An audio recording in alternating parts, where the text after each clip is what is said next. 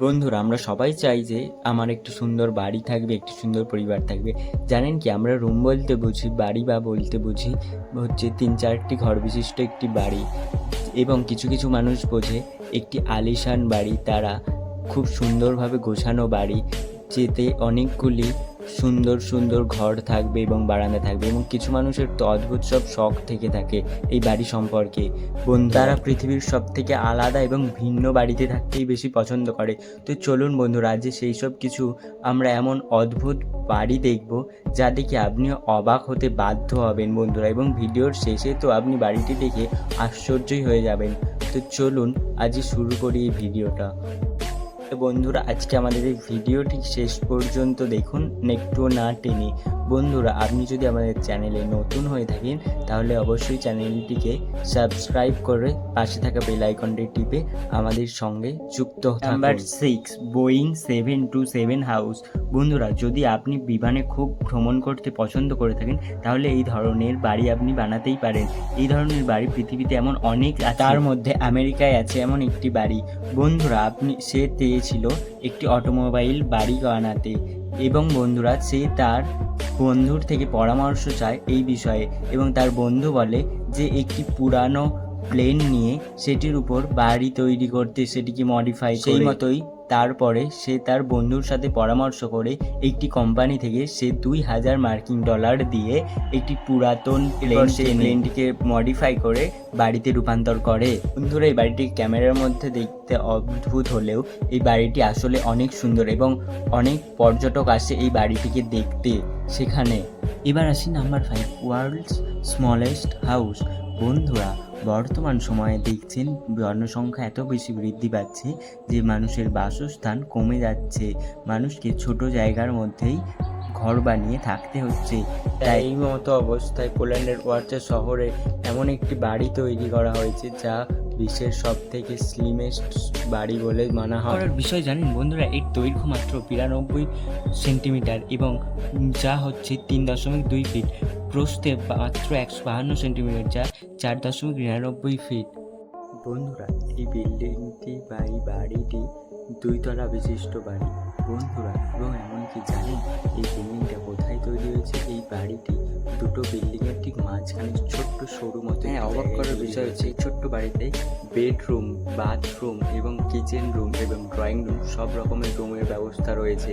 তাই জন্য প্রতি বছর লাখ লাখ পর্যটকরা এই বাড়িটিকে দেখতে আসেন। বন্ধুরা, নাম্বার 4, স্টোন হাউস। বন্ধুরা, এই পাথরের মতো দেখতে বাড়িটি, এটা আসলে একটি বাড়ি, এটা কোনো ফটো বা ইমেজ এআই না। এটি বর্তমানে পর্তুগালে অবস্থিত কাসানোর ব্যাঙ্গোরা। এই বাড়িটির নামকরণ হয়েছে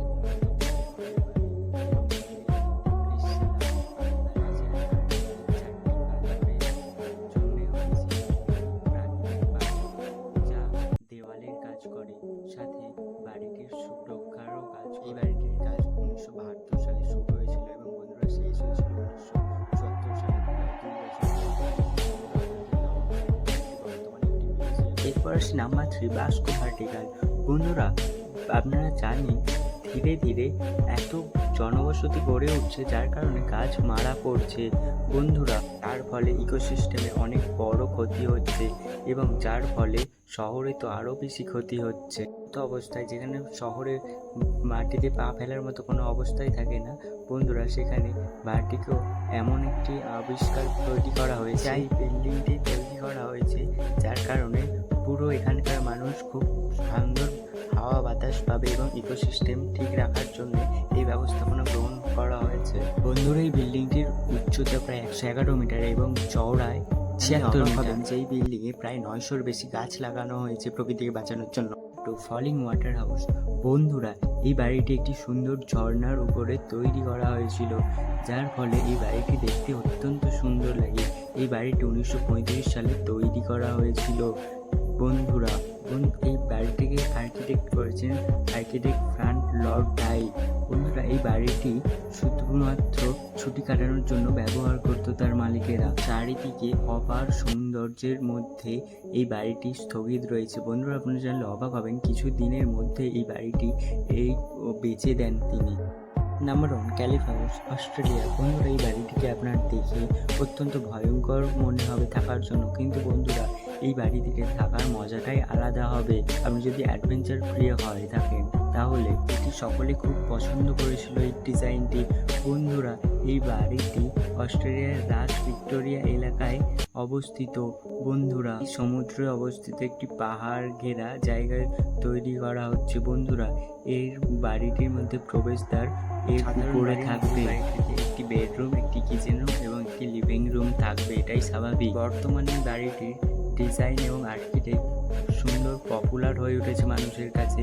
বন্ধুরা, এর আশ্চর্য সব থেকে সুন্দর জিনিস হলো এই বাড়িটির সামনে একটা সময় আপনি ঘরে বসে থেকে দেখি সমুদ্র দেখতে পাবেন। বন্ধুরা, এই ভিডিওটি আপনার কেমন লেগেছে আজকে এবং আপনার কোন বাড়িটি সব থেকে বেশি ভালো হয়ে লেগেছে সেটি আমাকে অবশ্যই কমেন্টের মাধ্যমে জানাতে পারে। এই ভিডিওটি যদি এর পাশাপাশি ভালো লেগে থাকে অবশ্যই চ্যানেলটিকে একটি ভিডিওটি লাইক শেয়ার করে দেবেন, বন্ধুদের সাথে অবশ্যই শেয়ার করবেন। বন্ধুরা, ততক্ষণ ভালো থাকবেন এবং চ্যানেলটিকে আপনি যদি নতুন হয়ে থাকেন অবশ্যই সাবস্ক্রাইব করে পাশে থাকা বেল আইকনটি টিপে দেবেন। বন্ধুরা, আবার আসবো নতুন একটি ভিডিও নিয়ে, ততক্ষণ ভালো থাকবেন। ধন্যবাদ।